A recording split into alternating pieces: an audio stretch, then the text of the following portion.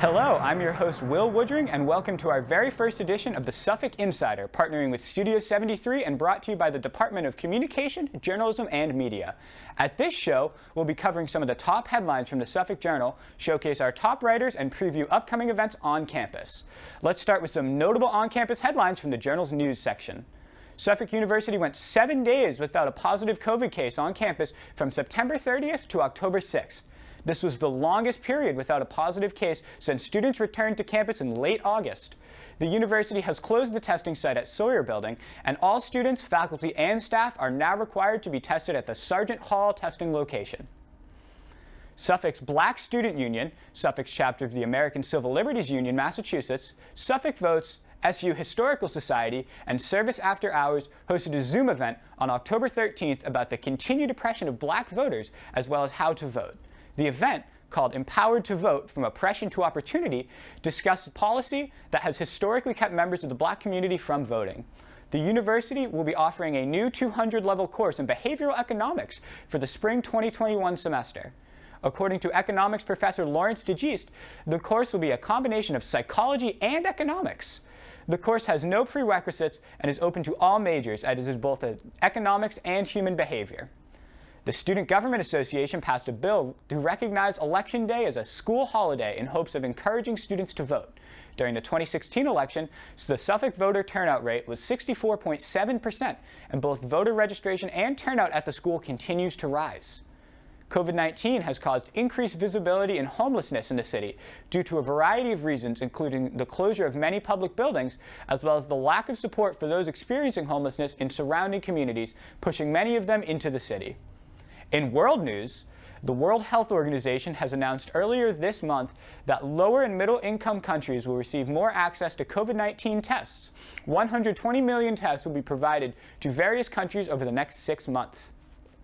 3 scientists were awarded the Nobel Prize in Medicine for their discovery of hepatitis C in 1989. According to a statement from the Nobel Assembly at the Karolinska Institute, American scientist Charles M. Rice and Harvey J. Alter, as well as British-born scientist Michael Houghton, have been honored for the millions of lives their work has saved. In the arts section, the new exhibit at the Museum of Fine Arts, Writing the Future, Basquiat and the Hip-Hop Generation, is an installation of firsts. The exhibit was scheduled to open this past spring, but was postponed due to COVID-19.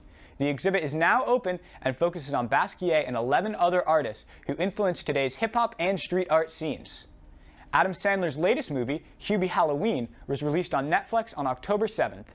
The movie follows Sandler's character, Huby, who keeps watch on Halloween night over his town of Salem, Massachusetts. This comedy promises to put you in the Halloween mood. That's all for our top headlines. I will now toss it over to Grace MacDonald for the Writer's Corner segment.